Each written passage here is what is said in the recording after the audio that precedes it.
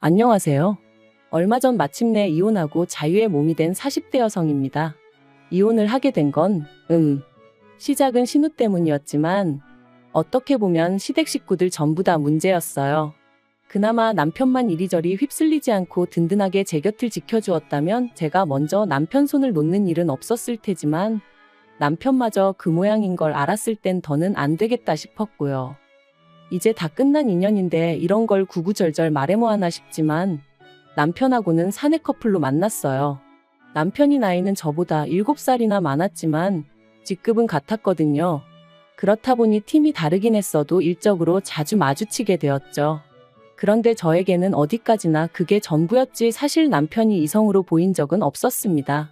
이제 와서 말이지만 솔직히 외모로 보나 뭐로 보나 제 스타일이 아니었거든요.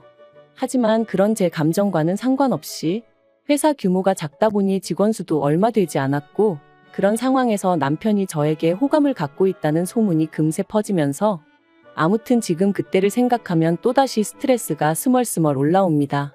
몇몇 여직원들은 제가 꼬리를 치고 다닌다는 말도 안 되는 헛소리까지 해댔었거든요. 그래서 저는 저 나름대로 더더욱 남편에게 거리를 두었는데 그러자 남편은 더더욱 적극적으로 저에게 다가오대요.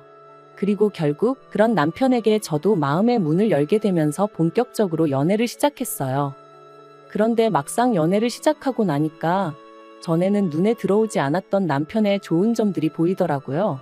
가령 제가 무슨 이야기를 하건 무척이나 흥미롭다는 표정으로 저를 바라봐주는 것이나 지나가는 말처럼 어디 가고 싶다, 뭐 하고 싶다 하면 꼭 기억해주는 것. 별거 아닐 수도 있지만 매일같이 일에 치여 사는 입장에서 남편의 이런 사소하지만 다정하고 자상한 습관은 큰 힘이 되었죠. 그래서 연애를 시작한 지 1년 만에 남편이 결혼 이야기를 꺼냈을 때 저는 고민하고 말고 할 것도 없이 좋다고 했어요. 양가에서도 별다른 잡음 없이 저희를 새로운 가족으로 따뜻하게 맞아주셨고요.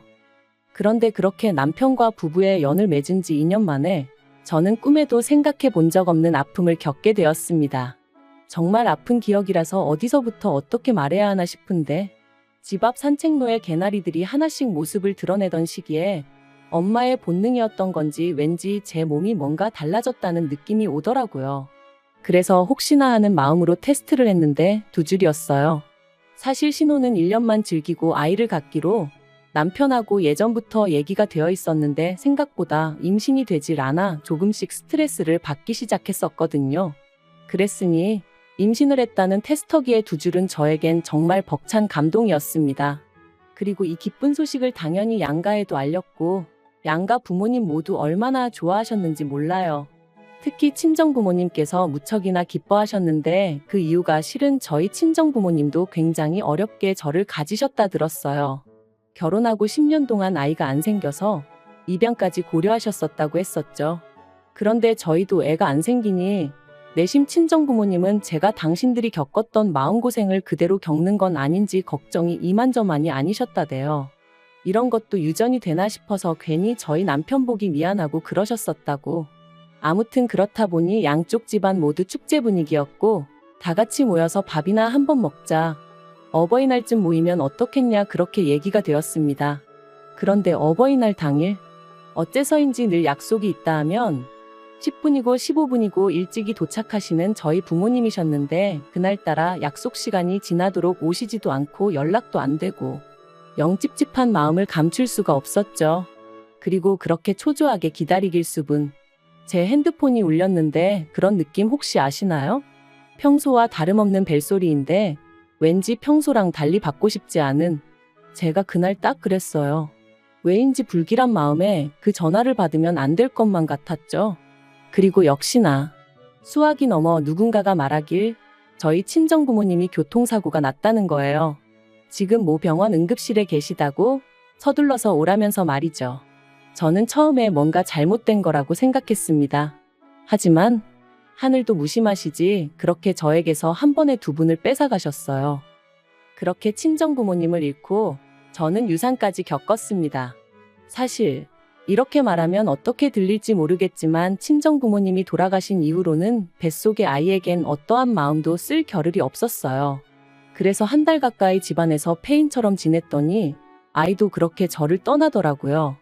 그런데 그 와중에 신우가 뭐라고 했는 줄 아세요? 사람이 죽고 사는 문제는 하늘에 달린 법인데 그걸 가지고 그렇게 울고 짜고 하면 뭐가 달라지기라도 하냐면서 저희 부모님을 돌아가시게 한 음주운전 차량이나 뱃속에 아이를 잃은 저나 별반 다를 게 없다는 거예요. 물론 신우가 이 이야기를 할 땐 어디서 누구랑 먹었는진 몰라도 술에 진탕 취해 와서는 베베 꼬인 혀로 짓거리긴 했지만 정말 제 가슴에 비수가 되어 꽂혔어요. 그리고 이튿날 남편이 신우한테 미친 X라면서 저한테 당장 사과해라 어째라 해서는 뭐 사과를 받긴 했는데 자긴 술 취해서 기억 안 난다. 기억은 안 나지만 뭐 실수를 했다니 미안하다. 이딴 식의 사과였고 그래서 이후로는 신우는 인간으로도 안 보였지만 그래도 시부모님과 남편을 봐서 대충 사과받아주고 넘어갔어요. 한편 사고 이후로 저는 제법 많은 유산을 상속받았습니다. 서울에 있는 아파트 2채와 작은 건물 하나 그리고 부모님 2분이 언젠가의 귀농을 위해 마련해 두셨던 땅까지. 2분 다 알뜰하신 건 알았고 그래서 재산이 어느 정도 있으실 거란 짐작은 하고 있었지만 그래도 이 정도의 규모일 줄은 몰랐기에 솔직히 적잖이 놀랐던 게 사실이에요. 아무튼 저는 고민 끝에 아파트 2채는 두고 건물을 정리했습니다. 그리고 건물을 팔아서 나온 돈으로 부모님이 귀농하려고 사두신 땅에 집을 지었죠. 솔직히 누군가의 눈에는 비효율적으로 보일지도 모르겠지만 그때는 제가 정말 마음이 허한 시기였어요. 그래서 남들 눈에 잘 띄지 않는 조용한 곳에 혼자서 마음을 달랠 만한 공간이 있으면 좋겠다 싶더라고요. 그리고 그렇게 마음 쉴 공간까지 마련하고 나니 어느덧 1년이 넘는 시간이 흘러 있었고 그러자 저도 조금씩 마음을 다잡을 수 있게 되었습니다. 여전히 부모님의 사고는 큰 상처고 아픔이지만 그래도 뭐랄까 하루 이틀도 아니고 1년이 넘는 긴 시간 동안 툭하면 정신 나간 여자 마냥 눈물 쏟고 멍해져 있고 하는 저를 짜증 한 번 안 내고 받아주던 남편이 눈에 들어왔거든요. 그리고 그제서야 나만큼이나 남편도 힘들겠구나 싶은 게 이제 나도 정신 차려야겠다 뭐 그런 마음을 갖게 된 거죠. 그래서 저는 무엇이 나를 견디게 해줄까 생각하다가 오랫동안 생각만 하던 일을 실천에 옮겨보자 그런 생각이 들면서 저만의 작은 사업을 시작했습니다. 참고로 제가 여기다 무슨 사업인지 자세히 적을 순 없지만 저처럼 그리움이 가득한 사람들을 위로하는 그런 일이었는데 생각보다 정말 빨리 자리를 잡았고 매출도 쑥쑥 늘어나대요. 그래서 결국 남편도 직장을 관두고 제 사업을 같이 하게 되었죠. 그리고 그렇게 또 해가 지났을 무렵 저런 걸 누가 데려갈까 싶던 신우도 결혼을 했습니다. 시집 가면서도 조용히 얌전히 간 건 아니고 시부모님과 저희 부부 속을 있는 대로 긁고 갔어요. 사실 시댁은 가난한 것도 아니지만 그렇다고 다 큰 자식들을 계속해서 뒷바라지 해줄 만큼 여력은 없거든요. 그런데 신우는 계속해서 자기도 저희 부부처럼 서울에 있는 30평대 아파트에서 시작하고 싶다는 둥 헛소리를 해대더니 급기야는 저더러 아파트 2개 받지 않았냐. 하나는 누가 사냐 자기가 살게 해달라. 공짜로 살겠다는 소리 안 한다. 1억을 내고 살겠다. 뭐 별 거지 같은 소리를 어찌나 해대던지. 그리고 그럴 때마다 저에게 미안하다 사과하는 건 다름 아닌 시부모님이셨습니다만 아무리 그래도 결국 팔은 안으로 굽는 거고 피는 물보다 진하다잖아요. 어머님은 아니라고 하셨지만 이따금씩 당신도 모르게 저에게 좀 서운한 기색을 내비추셨는데 그게 또 나름대로 상처가 되더라고요. 그래도 그걸 가지고 티를 낸 적은 없어요. 그것 때문에 이혼까지 결심한 건 더더욱 아니고요. 결국 신우 시집 갈 때 저희 부부가 1,000만 원 보태주는 걸로 이야기가 마무리되었고 그렇게 또 비록 겉으로만이긴 했어도 적당히 잘 지내고 있다고 생각했는데 결혼한 지 6개월도 안 돼서 시매부가 실직을 했다며 신우가 시매부를 저희 부부가 하는 사업에 좀 끼워달라고 연락을 해왔습니다. 마침 제가 직원을 한두 명 더 뽑아야겠다 생각을 하고 있긴 했는데 신우가 어떻게 알고 연락을 했나 싶을 정도로 기가 막힌 타이밍이었지요. 그리고 이번에는 전보다는 조금 더 노골적으로 시부모님이 그러지 말고 기회를 한 번 주면 안 되냐는 식으로 얘기를 하셨어요. 그리고 시부모님이 그렇게까지 나오시니 제가 무조건 싫다고 하기도 그렇더라고요. 그래서 알겠다 하고 자의반타의반으로 시매부를 고용했습니다. 그리고 시매부가 합류한 지 어느덧 1년이 되어가던 올해 초 2월이었어요. 아버님 생신이라서 온 가족이 모인 자리였는데 신우가 또 권하는 사람도 없는데 혼자서 그렇게 술을 마셔대더라고요. 제가 남편한테 좀 말려보라고 했지만 심해부도 가만히 있는데 자기가 뭐하러 나서냐며 지도 뭐 힘든 일이 있어 저러는 거 아니겠냐? 신경 쓰지 마라 그러대요.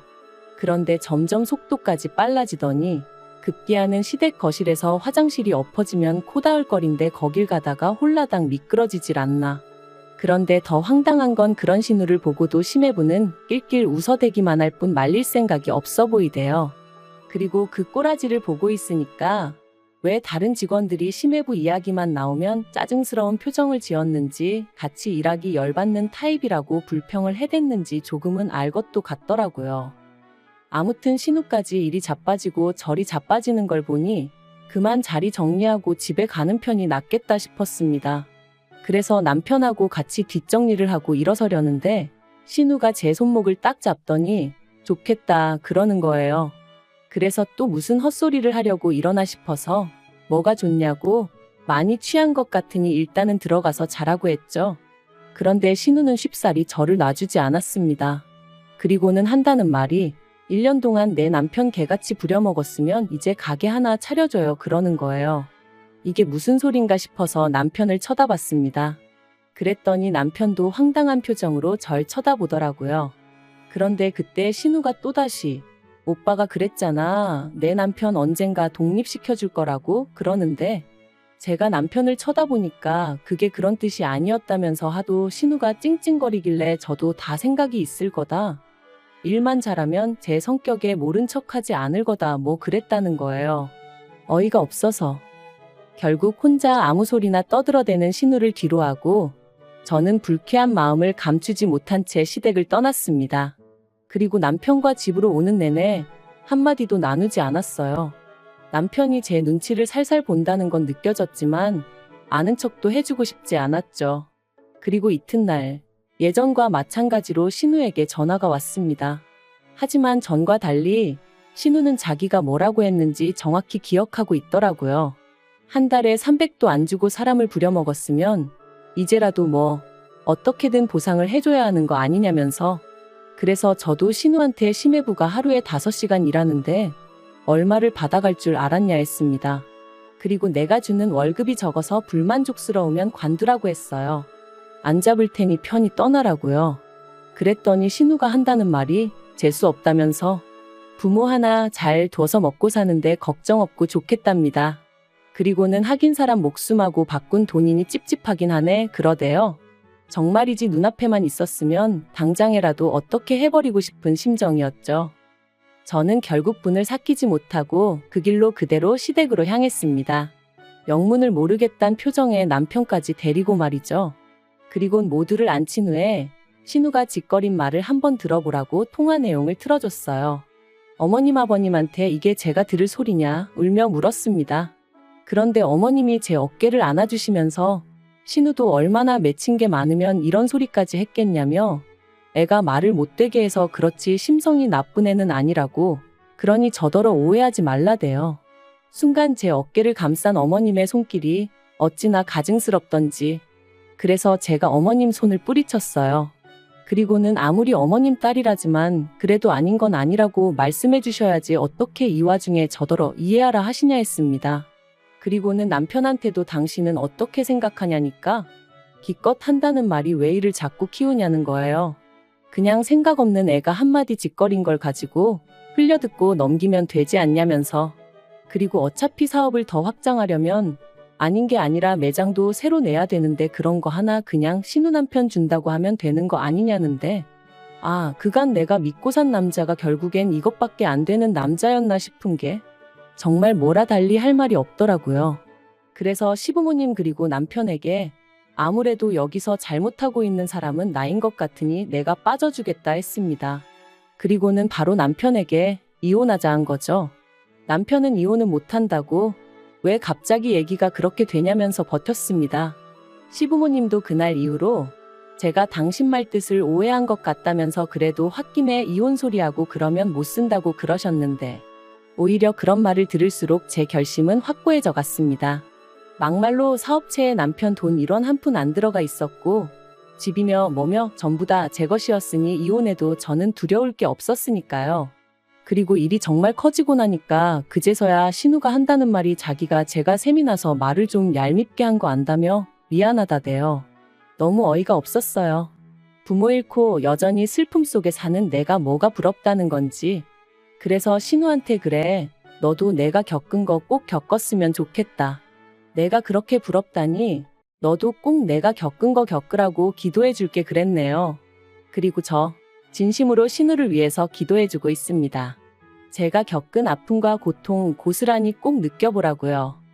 아무튼 그렇게 결국 7개월의 이혼 소송 끝에 저희는 남남이 되었고 남편은 시댁으로 들어갔으며 당연히 제 사업에서도 쫓겨났습니다. 심해부도 쫓겨났고요. 그러니까 이제 졸지에 원래부터 백조였던 신우의 무직인 아들과 사위까지 전부 다 시부모님이 거두고 계신 상황이죠. 뭐 그러던지 말던지 솔직히 별 관심은 없습니다. 아, 생각해보니까 아니네요. 관심 있어요. 다 망해버렸으면 좋겠거든요.